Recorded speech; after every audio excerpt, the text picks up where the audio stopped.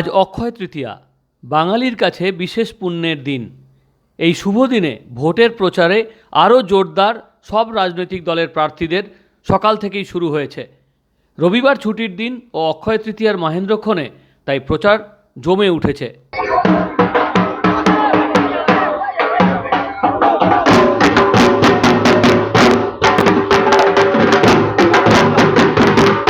নিজের পাড়াতেই আমি ক্যাম্পেইনে বেরিয়েছি।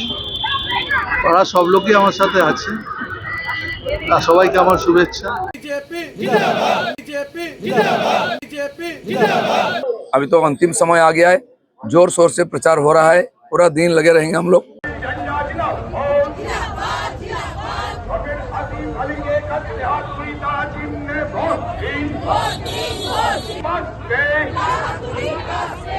Bureau report, morning time news.